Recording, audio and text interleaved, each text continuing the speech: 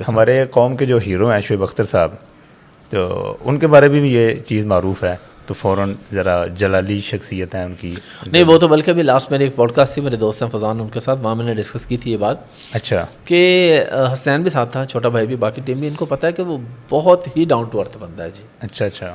اور آپ کے اور مجھے اپنا تو پتہ ہے کہ میں نے ایم اے اسلامیات کیا ہوا ہے، حافظ قرآن بھی ہوں، لیکن مجھے اتنا پتہ ہے کہ شعیب اختر کے پاس میرے سے زیادہ نالج تھا اسلام کا.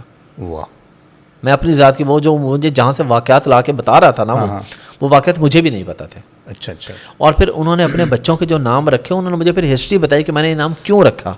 ٹھیک ہے. اسلامک ہسٹری سے وہ پورا قصہ نکال کے لائے کہ یہ نام اس وجہ سے رکھا، اس نام کا یہ مطلب ہے، اس نام کا جو بندہ تھا اسلامک ہسٹری میں اس کے یہ کارنامے ہیں.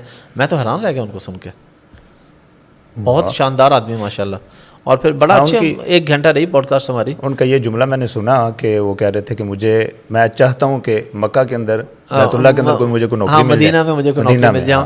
اور وہ جب بات بتا رہے تھے تو ان کی آنکھوں میں نے ایک مطلب وہ جس طرح لگ رہا تھا نا کہ ابھی رونے لگ جائیں گے جب وہ مدینہ کا ذکر چھڑا. تو اور یہ چیز ہمارے لوگوں کو سمجھنی چاہیے جو فتوے لگانے والی قوم ہے نا، کہ جی آپ کسی کو صرف دیکھتے ہیں، آپ دیکھنے سے ہی جج کر لیتے ہیں یار اچھا اس کی داڑھی ہے یہ تو پکا جنتی ہے، اچھا اس کی داڑھی نہیں ہے اس کے ساتھ تو یہ ہے.